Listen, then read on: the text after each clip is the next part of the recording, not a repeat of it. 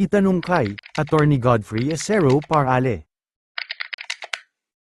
Good morning po, Attorney Parale, si Mrs. Julianda po, nakatira sa likod bahay namin, sumulat kay Mother at puwersahan pong humihingi ng right of way. Kung di daw po kami magbibigay, idemanda daw po kami. Ano po ba ang right of way? May karapatan po ba talaga siya na puwersahin kami? Good morning din Gina. Ang right of way o easement of right of way ay karapatan sa ilalim ng Articles 649 hanggang 657 ng Civil Code, kung saan ang isang may-ari ng lupa na walang sapat na daan papunta sa pampublikong kalsada ay maaaring dumaan sa lupa ng iba. Pero hindi ito basta-basta pwedeng ipilit, kailangan munang mapatunayan na, 1. Landlocked ang lupa, 2. Hindi sariling kasalanan ang kawalan ng daan, at 3. May pagbabayad ng tamang indemnity. Kung hindi kayo magkasundo, pwede siyang magdemanda, pero korte ang magpapasya, hindi siya pwedeng basta mangpuwersa lang. Attorney, paano po kung may daanan naman siya pero mas mahaba o hindi convenient, pwede pa rin po ba siyang humingi sa amin? Sa ilalim ng Article 649 ng Civil Code, ang requirement ay no adequate outlet to a public highway, kung may existing na daanan, even kung mas mahaba o hindi ganoon ka-convenient, karaniwan, hindi siya entitled sa compulsory right of way, hindi sapat na dahilan ang kagustuhan ng mas maikling ruta.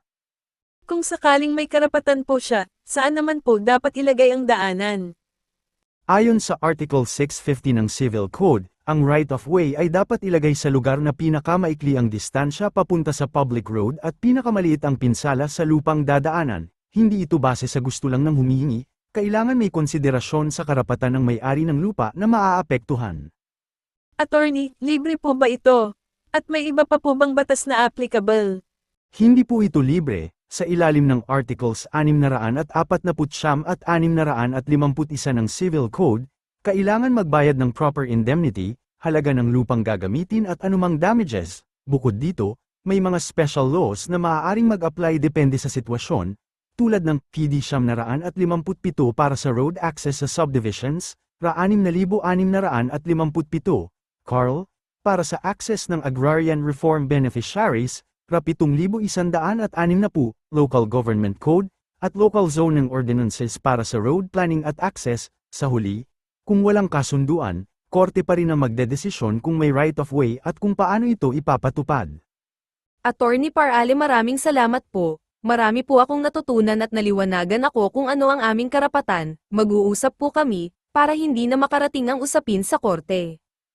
Okay lang Gina, sana maging maayos ang inyong pag-uusap, sa ating pong mga kababayan, sana may natutunan po kayo. Kung meron po kayong problemang legal, tawagan po ako o bisitahin sa aking opisina, magtanong kay Attorney Godfrey Acero Parale. Paki-like, share and follow po. Salamat po.